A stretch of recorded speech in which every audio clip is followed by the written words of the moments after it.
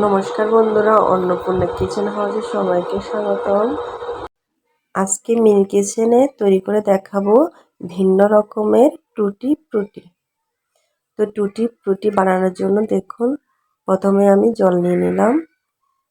খুবই সহজে এই টুটি ফ্রুটি তৈরি করা যায়, খুবই কম সময়ের মধ্যে টুটি ফ্রুটি বানানো যায়।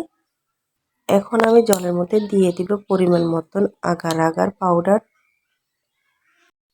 আগার আগার পাউডার দিয়ে জলের সাথে ভালো করে মিশিয়ে নিতে হবে।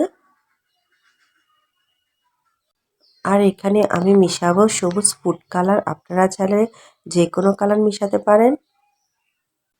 তো আমার হাতের কাছে ছিল শুধু সবুজ কালার, তাই আমি সবুজ কালার দিয়ে পুটি বানাবো।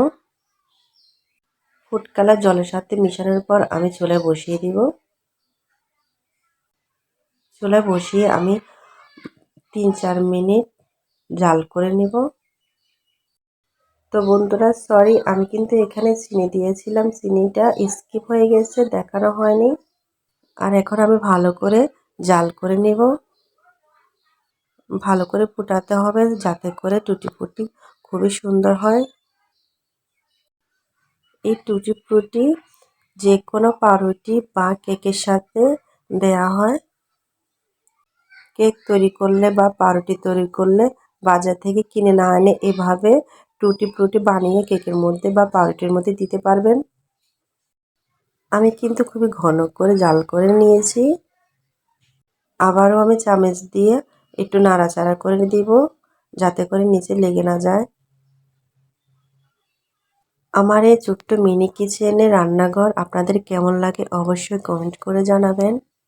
অনেকে অনেকভাবে মিনি কিচেন সাজিয়ে থাকে, তবে আমি আমার সাধ্য অনুযায়ী মিনি কিচেনটা সাজিয়েছি। মিনি কিচেন কার কার পছন্দ আপনারা সবাই কমেন্টের মাধ্যমে জানাবেন। আর এই ছোট্ট মাটির চুলার রান্না আপনাদের কাছে কেমন লাগে অবশ্যই আমাকে জানাবেন। আর এই ছোট্ট মাটির চুলা রান্না করতে অনেক ধৈর্য ধরে রান্না করতে হয়, অনেক সাবধানভাবে রান্না করতে হয়, না হলে যে কোনো সময় চুলা থেকে রান্না পড়ে যেতে পারে। আপনারা চাইলে এরকম ছোট ছোট মাটির চুলা রান্না করে শেয়ার করতে পারেন। আর হ্যাঁ, এখন আমি খুবই সামনে থেকে দেখিয়ে দিচ্ছি টুটি ফ্রুটির কালারটা কেমন হয়েছে। এখন আমার টুটি ফ্রুটি জাল করা শেষ, এখন আমি নামিয়ে নিব। তারপর আমি একটা বাটিতে ঢেলে নিব। আর এই টুটি ফ্রুটি সেট হওয়ার জন্য আমি আধা ঘন্টা রেস্টে রেখে দেব। ফিরে আসতেছি ঠিক আধা ঘন্টার পর। আধা ঘন্টা পর দেখুন টুটি ফ্রুটি কীভাবে সেট হয়ে গেছে। এখন আমি ছোট ছোট টুকরা করে কেটে নেব। আজকে ছোট্ট মিনি কিচেন ভিডিওটি ভালো লাগলে অবশ্যই লাইক কমেন্ট শেয়ার করবেন। ধন্যবাদ সবাই।